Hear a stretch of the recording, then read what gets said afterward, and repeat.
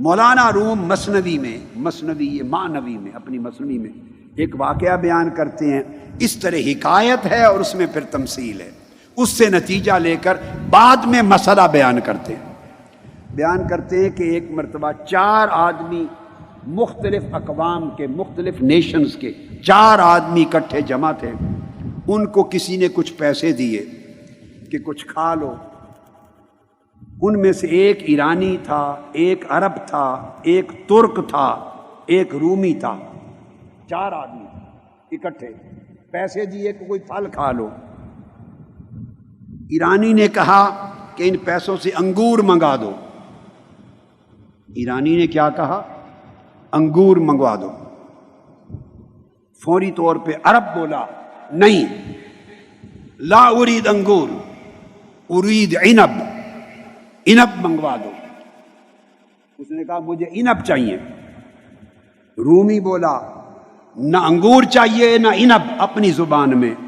اس نے کہا استاقیل چاہیے، استاقیل چاہیے۔ ترک نے کہا نہ انگور چاہیے نہ عنب چاہیے نہ استاقیل، میں عزم لوں گا، عزم۔ چاروں لڑ پڑے آپس میں۔ یہ مثال دے کر مولانا روم کہتے ہیں چاروں بات ایک ہی کر رہے تھے، ہر کوئی ایک ہی شے طلب کر رہا تھا، صرف زبانیں، بولیاں جدا جدا تھیں۔ وہ کہتے ہیں وہ انگور ہی کو عربی میں عنب کہتے ہیں، عرب بھی انگور ہی مانگ رہا تھا مگر اسے لفظ انگور کی خبر نہ تھی، وہ اپنی بولی بول رہا تھا۔ رومی استاقیل کہہ رہا تھا مگر مانگ وہ بھی انگور رہا تھا، اسے دوسرے کی بولی معلوم نہ تھی۔ ترک عزم کہہ رہا تھا، وہ بھی انگور کی بات کرتا تھا مگر تینوں کی بولیاں معلوم نہ تھیں۔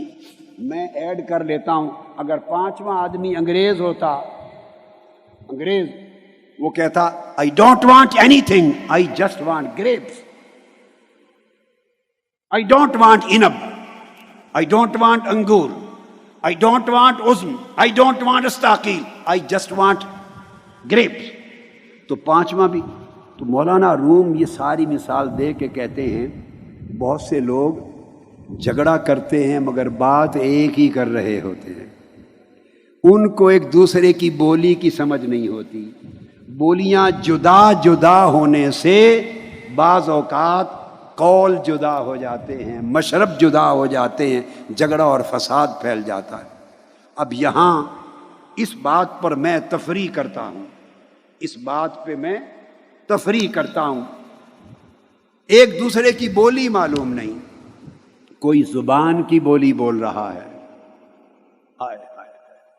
کال کی بولی ہے، دوسرا دل کی بولی بول رہا ہے، اس کے قلب کی زبان کہتی ہے، تیسرا عقل کی بولی بول رہا ہے، چوتھا روح کی بولی بول رہا ہے، وہ ملکوت کی بولی بولتی ہے، 5ویں بولی سر کی، روح سے بھی آگے وہ زبان سر بول رہا ہے، وہ جبروت کی بولی ہے، جبروت کی۔ چھٹا سر و سر کی بولی بول رہا ہے، سر و سر، راز کا بھی راز، وہ عالم لاہوت کی بولی بول رہا ہے۔ اب بلکہ ساتوں کو ایک دوسرے کی بولی سمجھ میں نہیں آتی۔ اس زبان نے اپنا مدعا بیان کرنے کے لیے اور الفاظ وضع کر رکھے ہیں۔ عقل والے فلاسفہ حکما اپنی بات کرنے کے لیے، اسی کے حسن کی بات سمجھانے کے لیے، اسی وحدہ لا شریک تک پہنچنے اور پہنچانے کے لیے وہ عقل کی بولی میں اور طریق سے بات کر رہے ہیں۔ وہ اہل قال کو سمجھ نہیں آ رہی، کیوں؟ وہ اہل حکمت ہیں۔ ادھر سے اہل حال بولتا ہے، دل اسے اور طریق سے پہچانتا ہے، دل واردات سے پہچانتا ہے، دلائل سے نہیں پہچانتا، دل عبارات سے نہیں پہچانتا، دل واردات سے پہچانتا ہے، دل کیفیات سے پہچانتا ہے۔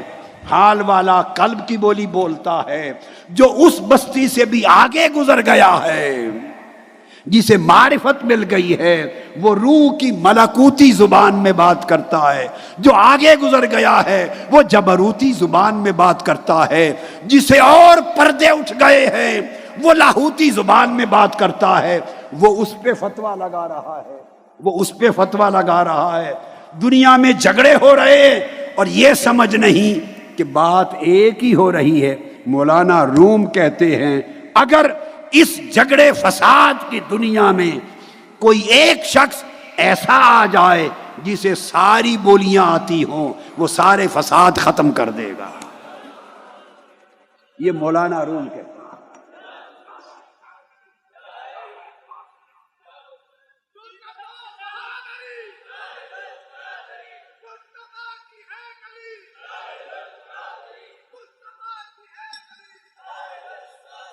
یہ مثال دے کے سمجھاتے ہیں کہ اس فساد بھرے ماحول میں اگر کوئی ایک شخص ایسا آ جائے جو یہ ساتوں بولیاں جانتا ہے، ساتوں بولیاں جانتا ہے، کال کی بولی بھی جانتا ہے اور حال کی بولی بھی جانتا ہے، قلب کی بولی بھی جانتا ہے اور عقل کی بولی بھی جانتا ہے، روح کی بھی جانتا ہے اور سر کی بھی، اور سر و سر کی بھی جانتا ہے، وہ فساد ختم کر کے ایک وحدت پیدا کر دے گا۔